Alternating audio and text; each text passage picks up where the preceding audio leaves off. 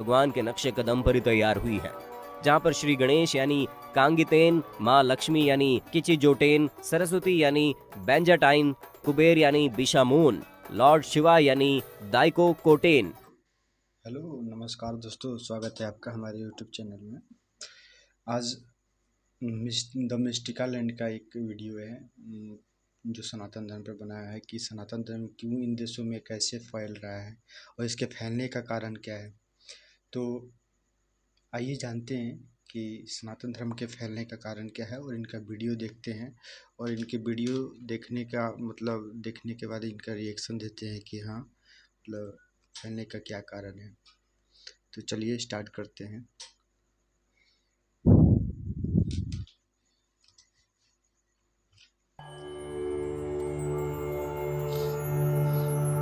दोस्तों, सिर्फ हिंदुस्तान में हिंदू भगवान की भक्ति वाली शक्ति नहीं चलती, बल्कि हिंदुइज्म की जड़ें पूरे विश्व में फैली हुई हैं। सही बात है।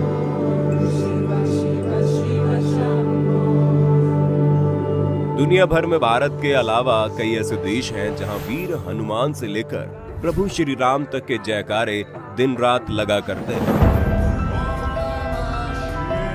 तो कहीं इनके ऐसे विशालकाय स्टैच्यू देखने को मिलेंगे जिन पर शायद ही आपको यकीन हो। और आज मिस्टिका लैंड के स्पेशल एपिसोड में हम आपको हिंदू देवी देवताओं पर हक जताने वाले कुछ ऐसे ही देशों के बारे में बताने जा रहे हैं। तो चलिए शुरू करते हैं। इस कड़ी में सबसे पहले शुरुआत करते हैं इंडोनेशिया से। सनातन धर्म एक समय हिंदू राष्ट्र कहा जाने वाला इंडोनेशिया आज भले ही मुस्लिम बहुमूल्य देश हो, लेकिन यहाँ के कण कण में हिंदुत्व बसता है।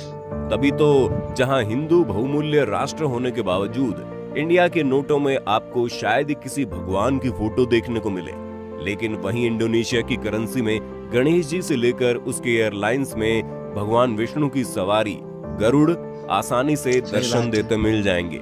इन लोगों के बीच हिंदू देवी देवताओं की इतनी गहरी आस्था है कि वहाँ के खतरनाक एक्टिव वॉल्केनो माउंट ब्रोमो के मुंह के पास गणपति बप्पा की मूर्ति स्थापित की गई है, जो कि तकरीबन 700 सालों से इनकी रक्षा कर रही है। यही नहीं, यहाँ के बाली द्वीप में आज भी लोग हिंदू धर्म का पालन करते हैं, जहाँ पर एक से बढ़कर एक प्राचीन मंदिरों का जमावड़ा लगा हुआ है, जिनमें से एक भगवान विष्णु की दुनिया की सबसे ऊंची मूर्ति भी है और ये मूर्ति स्टैच्यू ऑफ गरुड़ के नाम से विश्व प्रसिद्ध है। बता दें कि हिंदुइज्म की दस्तक यहाँ पर फर्स्ट सेंचुरी से हुई थी, वरना इससे पहले तो यहाँ के लोग पेड़ पौधों की ही पूजा करते थे। जिसके बाद ये धर्म इन लोगों के बीच ऐसा घुला मिला कि आज यहाँ के मंदिर विश्व की धरोहरों में शामिल है, जिन्हें देखने साल के 12 महीने पर्यटकों का तांता लगा रहता है। श्रीलंका आज भले ही बौद्ध धर्म की 70% आबादी से घिरा हो, लेकिन ये बात कहीं भी झुठलाई नहीं जा सकती। एक वक्त यहाँ पुरुषोत्तम श्री राम का नारा लगता था। महासागर के मोती कहे जाने वाले इस देश में आज हिंदू 12% के साथ भले ही पॉपुलेशन में दूसरे नंबर पर हो, मगर इनका अस्तित्व हमेशा से नंबर 1 पर रहा है, जिसका सबूत खुद यहाँ पर वक्त बेवक्त मिलने वाले प्राचीन मंदिर दिया करते हैं। हिंदू मान्यताओं के अनुसार भगवान राम और माता सीता के जीवन का अहम हिस्सा श्रीलंका से जुड़ा हुआ है, जिसका प्रूफ खुद साक्षात रामायण है। और यहाँ के लोग भी भारत की तरह इनकी पूजा अर्चना भी उसी श्रद्धा के साथ करते हैं। जापान बाकी देशों की तरह जापान के लोग भी सनातन धर्म से काफी प्रभावित हैं, जिसके बारे में संस्कृत में लिखे गए ग्रंथ गोल्डन लाइट सूत्र के जापानीज अनुवाद में बारीकी से लिखा गया है। हैरत की बात तो यह है कि जापानीज ने इसी ग्रंथ की मदद से न सिर्फ हमारे देवी देवताओं की पूजा अर्चना की, बल्कि उनकी मूर्तियां बनाकर आराधना भी की। तभी तो दोस्तों, जापान के 7 सबसे प्रमुख भगवानों में से 4 हिंदू भगवान ही हैं। यहाँ आपको लक्ष्मी जी, सरस्वती जी, गणेश जी, विष्णु जी, ब्रह्मा, शिव भगवान जैसे देवी देवताओं की न सिर्फ मूर्ति मिलेगी, बल्कि कई प्राचीन मंदिर भी मिलेंगे। बस फर्क इतना है कि इन्होंने देवी देवताओं के नाम अपने जापानीज तौर तरीके से रखे हैं, मगर मूर्तियां हिंदू भगवान के नक्शे कदम पर ही तैयार हुई हैं, जहाँ पर श्री गणेश यानी कांगितेन, माँ लक्ष्मी यानी किचिजोटेन, सरस्वती यानी बेंजाटाइन, कुबेर यानी बिशामून, लॉर्ड शिवा यानी दाइको कोटेन के नाम से पुकारते हैं। वेल दोस्तों, यहाँ हिंदू इन्फ्लुएंशन होने के कई कारण हैं, जैसे कि यहाँ पर मौजूद 30,000 से अधिक इंडियन पॉपुलेशन, या फिर इससे 1000 साल पहले चाइनीज और वियतनाम साम्राज्य के कारण रखी गई संस्कृत और हिंदू कल्चर की छांव, जिनमें से बुद्धिज्म भी एक भी है। अमेरिका।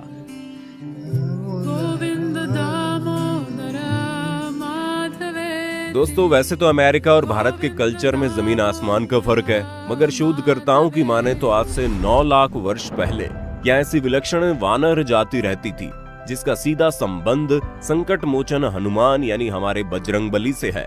सेंट्रल अमेरिका के घने जंगलों में पाई गई इस रहस्यमयी सभ्यता को कपी कहा जाता है और उसकी खोज मस्किटिया के जंगलों में भटक रहे शोधकर्ता चार्ल्स लिंडबर्ग ने की।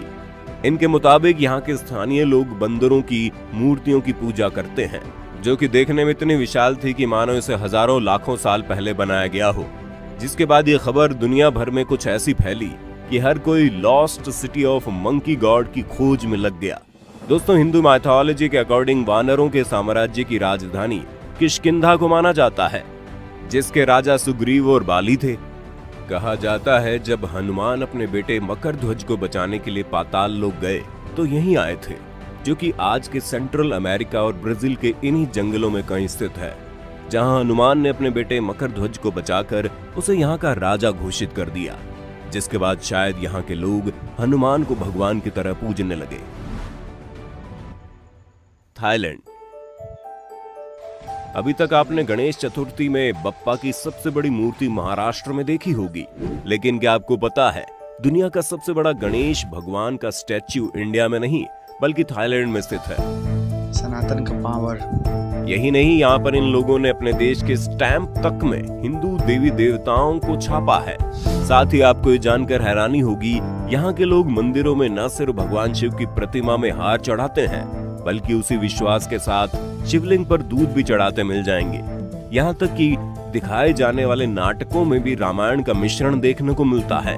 और ऐसा हो भी क्यों ना, इनका राष्ट्रीय ग्रंथ रामायण जो है, जिसे थाई भाषा में रामाकिन कहते हैं। शोधकर्ताओं के अनुसार ये देश प्राचीन समय में हिंदू राष्ट्र था, जहाँ पर भारतीय बौद्ध राजाओं ने आकर बौद्ध धर्म का प्रचार किया और ये एक बुद्धिस्ट नेशन में कन्वर्ट हो गया। कंबोडिया। किसी जमाने में कंबोज देश और फिर कंपूचिया के बाद आज कंबोडिया के नाम से मशहूर ये देश पहले हिंदू रहा और फिर अफसोसजनक बुद्धिस्ट हो गया। यहाँ महाबली बजरंगबली का इतना प्रभाव है कि सन 1964 में सरकार ने इनके ऊपर 1-2 नहीं बल्कि 5 स्टैंप निकाल दिए थे और कुछ दशक बाद बजरंगबली के साथ साथ अन्य देवी देवताओं जैसे सीताराम, लवकुश और तो रावण तक स्टैंप छाप डाले गए। इसी बीच सबसे बड़ा सवाल ये उठता है कि जिस देश में मात्र 1500 हिंदू है, वहां पर ऐसा धार्मिक चमत्कार कैसे? तो दोस्तों, माना जाता है 1st सेंचुरी में कौंडिन्य नामक एक ब्राह्मण ने यहाँ पर हिंदू राज्य की स्थापना की थी, जिनके नाम पर इनका नाम कंबोडिया पड़ा। और वही कंबोडिया के प्राचीन इतिहास के अनुसार इस देश की नींव भारत के शिव भक्त राजा कंबू स्वयंभू ने डाली थी। वैसे दोस्तों, यहाँ बड़ी संख्या में बने हिंदू और बौद्ध मंदिर इस बात की गवाही देते हैं कि कभी इस देश में हिंदू धर्म अपने चरम पर था। न्यूजीलैंड। दोस्तों, न्यूजीलैंड से हिंदू राष्ट्र का प्राचीन काल का इतिहास हो या ना हो, लेकिन यहाँ की वर्तमान स्थिति जोरों शोरों से हिंदू आस्था का संकेत दे रही है, क्योंकि जिसकी प्रधानमंत्री यानी जेसिंडा अर्डन खुद श्री कृष्ण के चरणों में आ चुकी हो, उस देश के हर एक नागरिक का भक्तिमय होना बेहद आम बात है। और इसकी गवाही देता है यहाँ बना 27 साल पुराना भारतीय मंदिर, जिसके 25 साल पूरे होने में काफी शानदार आयोजन भी किया गया। इसके अलावा विश्व प्रसिद्ध तिरुरूल सुब्रमण्यम आलयम मंदिर के साथ साथ 66 साल पुराने चमत्कारी तरीके से दूध पीने वाले गणेश मंदिर का भी यही निर्माण हुआ। बाकी बची खुची कसर इस्कॉन यानी international society of Krishna consciousness ने पूरी कर दी, जिससे यहाँ की मोस्टली पॉपुलेशन हरे कृष्णा के रंग में रंग गई। यही नहीं, यहाँ जितना उत्साह से क्रिसमस सेलिब्रेट किया जाता है उसी तरीके से ये लोग जन्माष्टमी मनाते हैं। तो दोस्तों, ये थे वो देश जहाँ हिंदू कल्चर काफी फॉलो किया जाता है। आपको भी अगर ऐसे किसी देश के बारे में पता है तो कमेंट में हमें जरूर बताइए। फिलहाल आज के लिए बस इतना ही। उम्मीद करते हैं हमारा आज का ये एपिसोड आपको पसंद आया हो। तो देखिए दोस्तों, सनातन का पावर, सनातन बहुत तेज़ी से पूरे विश्व में फैल रहा है। और आज हम लोग हैं कि मतलब अपने धर्म को बचाने के लिए हम लोग अपने धर्म के साथ स्टैंड नहीं ले पा रहे हैं। मतलब रसिया हो, यूक्रेन हो, अमेरिका हो, न्यूजीलैंड हो, कंबोडिया हो, थाईलैंड हो, इंडोनेशिया हो, सब हिंदुत्व को स्वीकार कर रहे हैं, सब सनातन को मान रहे हैं। क्योंकि सनातन क्या है कि एक वे ऑफ लाइफ है, एक जीने का सही तरीका है। इसमें ना कोई कट्टरता है, ना कोई मतलब रिस्ट्रिक्शन है कि अगर आप ये करोगे तो जन्नत जाओगे, नहीं करोगे तो जहन्नम जाओगे। जो भी मैं किसी पर्टिकुलर धर्म को मैं टारगेट नहीं कर रहा हूँ, लेकिन हाँ, इसमें क्या है कि मतलब इससे अच्छा खूबसूरत धर्म ना मतलब शायद नहीं है कोई। तो और आजकल की जो सेकुलर हैं, ठीक है, आप सेकुलर होना अच्छा बात है, लेकिन जहाँ धर्म की बात है, देखिए, अगर ऐसा धर्म अगर नहीं रहे तो क्या है, इंसानियत विलुप्त हो जाएगा, इंसानियत बचेगा ही नहीं। तो अगर हम लोग इंसानियत ही नहीं बचेगा तो फिर इस मतलब क्या भाईचारा का क्या करेंगे हम लोग। जो देखिए, धर्म ठीक है, सेकुलरिज्म ज़रूरी है, लेकिन जहाँ धर्म की बात है वहाँ स्टैंड लिया कीजिए। क्योंकि देखिए, अपने धर्म के लिए हर कोई आज आगे आ रहा है। मतलब आज देखिए फ़िलिस्तीन का क्या हाल है। फ़िलिस्तीन में अगर कुछ ऐसे तो फ़िलिस्तीन का मैटर नहीं है, हमास ने हमला किया, लेकिन उसका सपोर्ट करने कितना लोग आ गया, पूरा विश्व उसका सपोर्ट कर रहा है। कौन?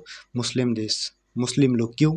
क्योंकि धर्म का बात है, वो लोग अपने धर्म को नहीं छोड़ सकते हैं। नहीं, चाहे वो अगर वो उनका धर्म गलत भी हो, गलत भी बता रहा हो, फिर भी वो नहीं छोड़ सकते हैं। तो भाई, हम लोग का धर्म तो सही है, पूरा दुनिया मानता है, तो हम लोग अपने धर्म को क्यों छोड़ दें? क्यों इतना सेकुलर बन जाते हैं, इतना अंधे हो जाते हैं सेकुलरिज्म में कि हम लोग को सही गलत नहीं दिखता है। सबसे पहले हम लोग सही गलत देखना स्टार्ट करें। नहीं तो मगर देखिए, धर्म के साथ जो राम का नहीं हो किसी काम का नहीं। राम मर्यादा पुरुषोत्तम थे। श्री कृष्ण राजनीति और सही कर्म का पाठ पढ़ाए। अगर उनके यादों को और उनके कर्मों को अगर हम लोग संजो कर नहीं रख सकते तो फिर हम लोग इंसान किस काम के? तब तो हम लोग में इंसानियत बचे ही नहीं। अगर ऐसा अगर नहीं हुआ, अगर सनातन नहीं बचा, या सनातन पे देखिए, ऐसा तो नहीं है कि सनातन पे खतरा है। सनातन कभी खतरे में था भी नहीं और नहीं कभी खतरे में होगा। क्योंकि सनातन का मतलब है सत्य जो आनंद, यानी जो सत्य में, सत्य के साथ जो आनंद दे, उसको सनातन बोलते हैं।